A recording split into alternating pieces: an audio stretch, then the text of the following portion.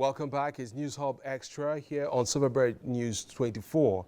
And it's been an interesting one so far. Ike just left the studio. We looked at some sports news and some very important events that will be happening. I'll be asking my guests who, of course, anybody who comes to the studio today, I'll ask them who they would want to see as champions of Europe, just to check if they are football lovers, But in any case, we're going to be looking at a very interesting topic this morning. We're looking at TINUBU's presidency, analyzing the policy direction and the impact on Nigerians. Our guest this morning is Engineer Yunusa Maihaja. He's a former Director General, NEMA, that's National Emergency Management Agency, former DG NEMA, former Director, PCC Campaign Planning Directorate, and patron 4G.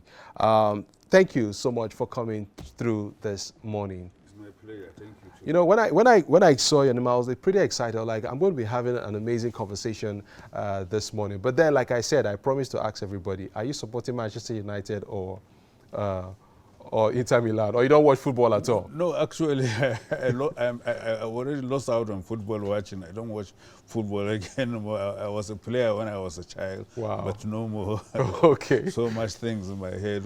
I understand. It's understandable. Yes. It's all right then. So thank you so much. And yes, we're looking at a topic, TINUBU's presidency. I mean, it's less than 2 weeks. On Monday, we'll make it 2 weeks, I guess. Monday, we'll make it 2 weeks. And then there's been so much talk about President TINUBU, what he's doing and all of that. You know, when you've heard, I'm sure you've heard so much, you've read so much. What has been your impression so far? Let's start off from there. Well, incidentally, unfortunately, it was a privilege to participate in the campaign. I was the Director Campaign Plan of the whole campaign. I was also actively participated in the previous government. I knew what transpired. I knew the role the president played in bringing the government as a politician, as a leader, how everything worked out. Yeah. He was everywhere. He was everywhere at any time, and that's really what informed people about who TINUBU is. To those who doesn't know him, they will be surprised. I was privileged to know through his activities, through all the role he played, and then most recently, like I said, as a Director of Campaign Planning, it was marvelous. It was an excellent outing. The President really gave the leadership, the desired leadership that led us to a successful election, and now he's the President of the Federal Republic of Ghana. So we are not surprised. Yeah. People will see more of this important strive in governance and the objectives designed for this government will be achieved. We are so much confident because of his past performance and the interaction we had during the campaign. The way he handled people, the way he handled the process is excellent. So we are not surprised to those of us that are privileged to be in that position. Okay. You know, there was a video that trended a couple of days ago where a lawmaker, one of the lawmakers who voted on who came in on the platform of Labour Party, the video trended, and this lawmaker was all about, he never knew that President TINUBU is this sort of person. He kept saying all sorts. So what is it exactly about President TINUBU that for this period of time, it appears that he is beginning to change the minds of quite a number of people who have encountered him just within this space of few days? What is it about him? If you could expand on that. Nigerians have not seen anything yet. Let me first remind us of the concept of governance. Governance is a system where the government is give the necessary directives for a better performance, where the organization are made to perform. Also, the governance is a system and complex processes whereby it's placed on a structure.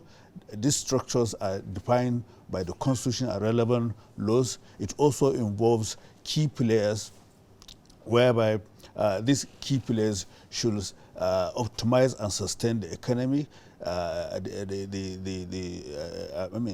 environmental and social values of the system. So this is all about a little about governance. The players must have well coordinated and design judgment within themselves. They know what to do. They are being briefed. They personally are competent to act. So you see, he started the process. First, getting the right people to work with. Everybody knows his capacity on that. Everybody knows what he did in Lagos in carefully selecting the right people for the job, for the right job. So this is what is playing out as it is now. Secondly, we are talking of governance under democratic settings. First, the basic principle of democracy is government of the people, by the people, for the people. Everybody could see in the last 2 weeks he was meeting with key players, political leaders, religious leaders,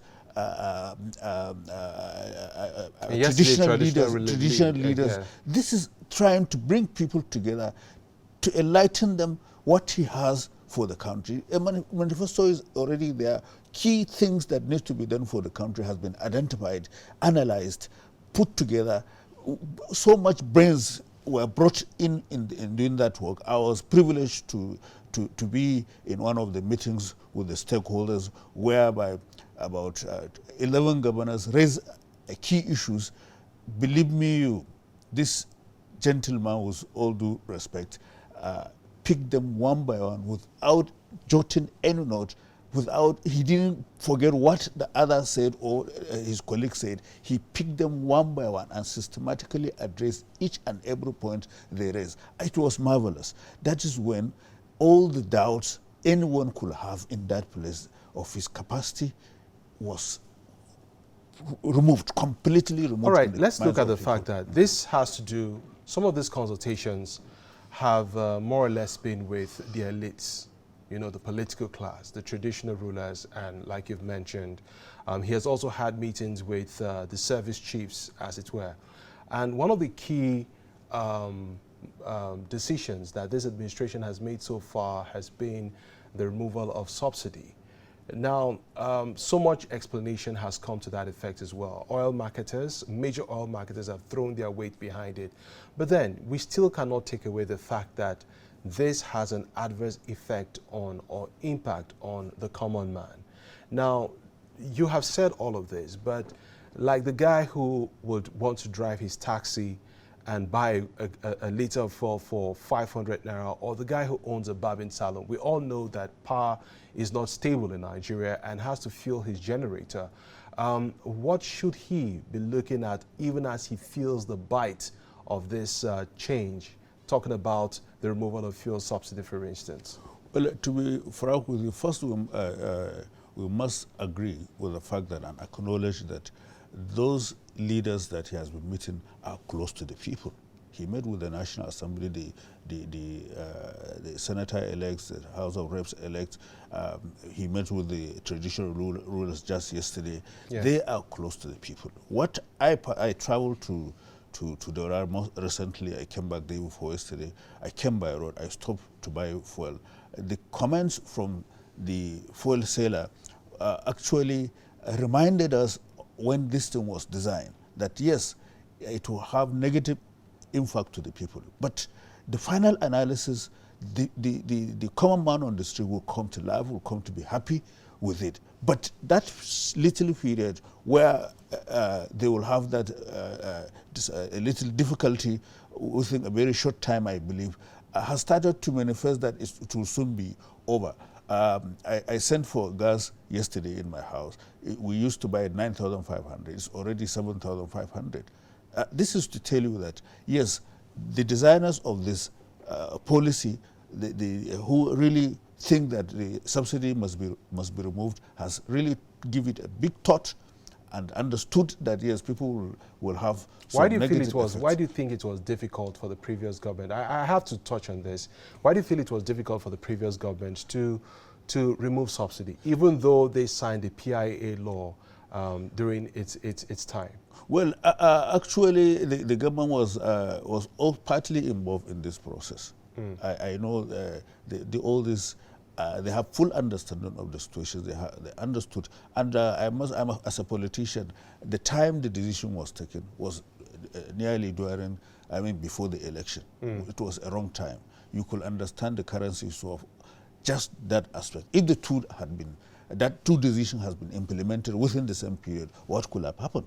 So there are political considerations, there are technical issues associated with all these decisions, and then for us who knows how it went, obviously it would have been a wrong time to do that that time. Okay. So now, I particularly was also interested in this meeting, talking about the meeting with the traditional rulers. I happened to be there, and then the president raised a couple of issues. And while the traditional rulers responded, the Oni of Ife also made mention repeatedly about the importance of the president to use them, in terms of improving the fortunes of our security across the country. Would you subscribe? And of course, the president also has pointed out to the fact that, yes, he has an open door policy, which was like the climax of all that he said. And he's ready to listen to traditional rulers, considering the fact that they are closer to the people, just like you've alluded.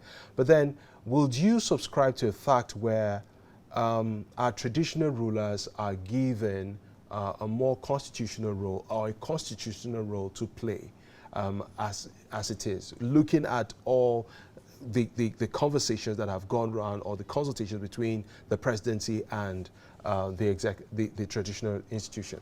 Well, actually, people might not understand the influence, the role the traditional rule plays at the grassroots.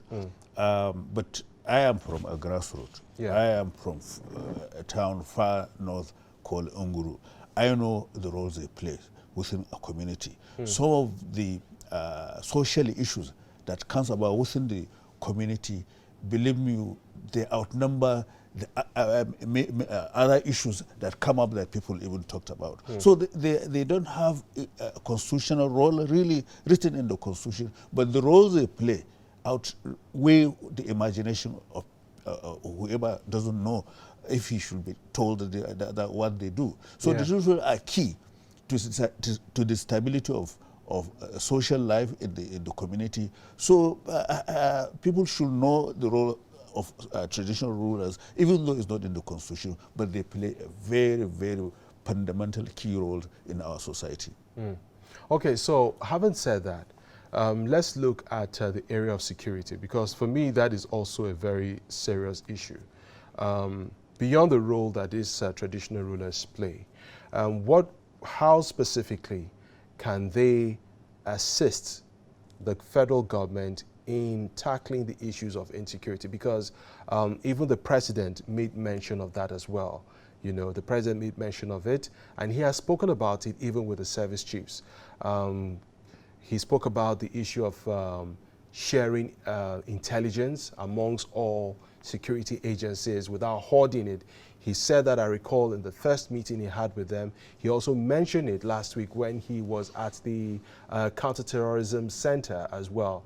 And the traditional rulers also understand this. But how do we ensure that there's that link between these institutions and the federal government, and then of course the traditional institutions, in definitely curbing the issues of insecurity? Because on a daily basis we hear of killings in our rural areas, and these rural dwellers are farmers and what have you. So how do you see that happening?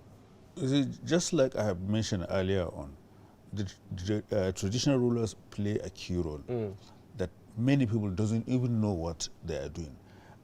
They only got to know when such kind of killing happened, But those kind of incidences that they have prevented before that one, they are more in number, believe me, because marriage conflict, economic conflict, whereby in the market people fight, and so many other social issues are taken to the traditional ruler. He resolved the matter, he took decisions, and things.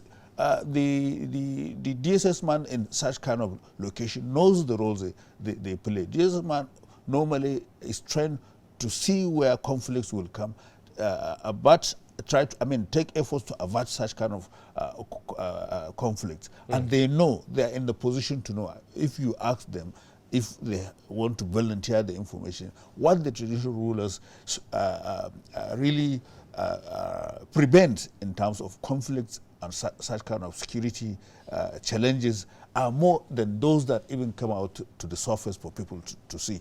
Believe me, that is the truth of the matter. They play a key role, even without asking them to do. Okay. All right. Ladies and gentlemen, we'll go on a quick break. And while we're on this break, we'll actually play the report of President TINUBU meeting with traditional rulers at the banquet hall of the presidential villa yesterday. This just happened yesterday. We'll take a look at that. And when we come back, there are two critical issues we're going to be looking at.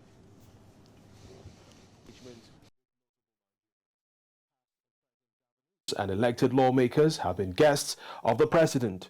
On Friday, traditional rulers across the country were also at the villa on a courtesy visit.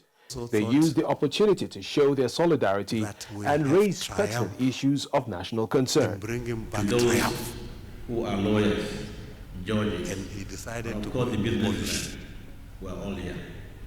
We have what it takes to contribute our quota to you as Mr. President whenever you reach out to us, and we believe you will reach out to us as you have reached out to us since you are governor of Lagos. Because the way you started, we want to work with you in the area of security and to get to close to our people and try as much as possible to make sure that things are organized in a communal ways in our different communities.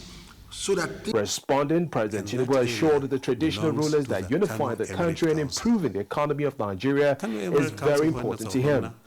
However, the Hydra-headed monster of insecurity must be addressed. For market, for shops, because even Kaaba in Saudi Arabia is surrounded by shops. For the Emirate Council to get revenue, so we allowed them.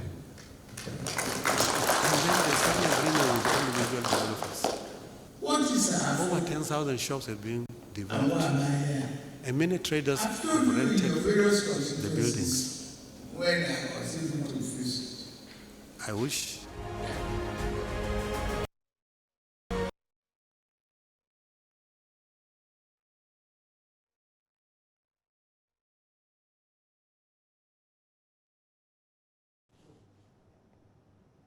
All right, welcome back. Sorry for that noise interference, but then that was the meeting of President Bola Tinubu with traditional rulers yesterday at the presidential villa.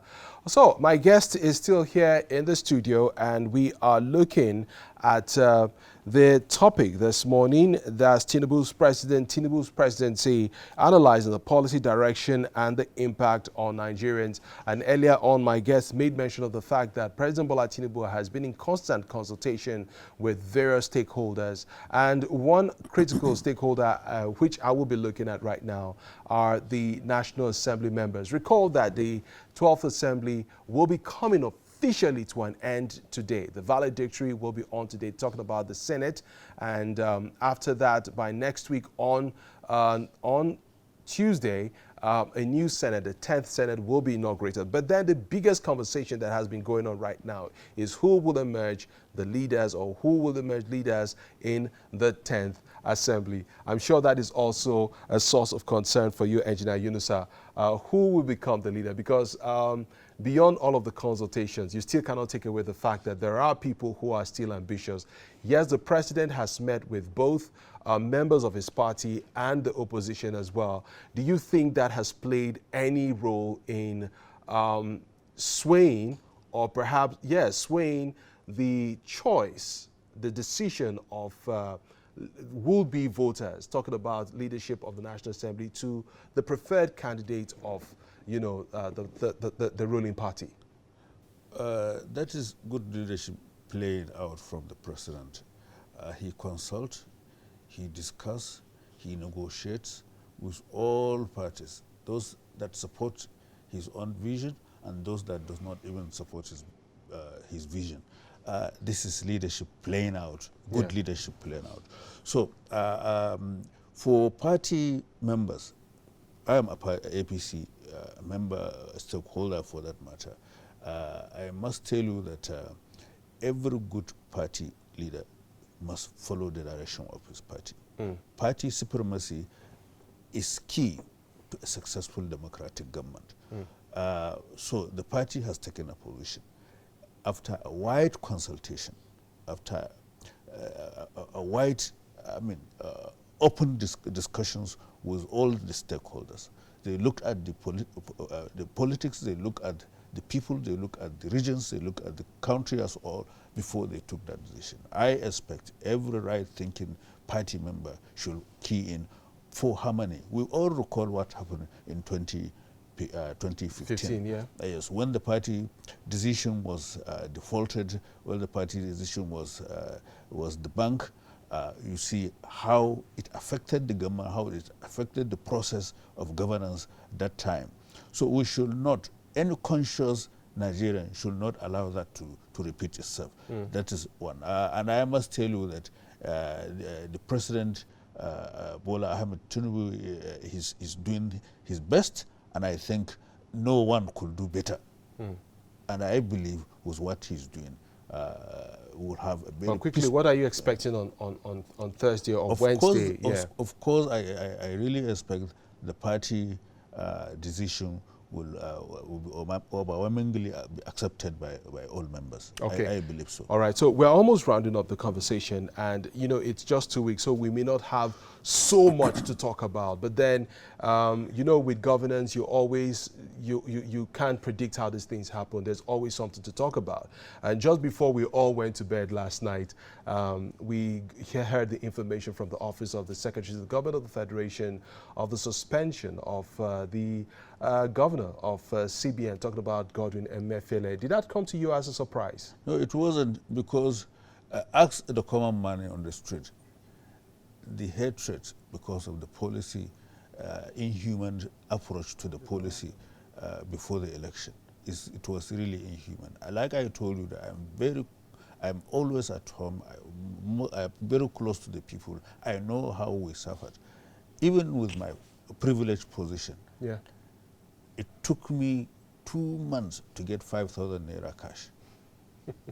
So what could it, if this reflect to the common man on the street, what do you expect? And then I know that the situation in the grassroots is being driven by cash, is a cash economic driven system. So you pull it out. Most of them don't even know how. Look, I know an ambassador who, up to now, doesn't know how to carry out this transfer, because this electronic system for our seniors, they don't even know how to do. Talk less of an ambassador who's enlightened, educated, has traveled worldwide, but the limitation of, because the computer age, we fall out of it. The young men can do it quickly, but the older ones, who also constitute large population of the country, were relegated. Even in the cities, talk less of the villages and the hamlets in our community. I think ask the common man. He will. I'm sure some of them in Hausa, that means because of happiness, he must overwhelmingly done something funny, you know. So I'm sure the common man will tell you better that I'm sure they're jubilating. All right. Well, I wish we could go on and on. So much to talk about, particularly on this conversation, but that is all we can talk about this morning. Engineer Yunusa Mayhaja, former Director General NEMA, former DG NEMA, former Director PCC Campaign Planning Directorate, Patron 4G. Thank you so much for making our time on a Saturday morning to be here with us. Ordinarily, you should be in your village with your people. And I hope that when we extend an invite to you within the week or subsequently to come talk about some of these national issues, you will definitely oblige us. So much available for you. Thank you. Thank you so much. All right then, that is all. On this conversation, TINUBU's presidency, analyzing the policy direction and the impact on Nigerians. Many thanks to our guests in the studio. We'll go on a break now. When we come back, we'll be going right into the next round of conversations. Stick around.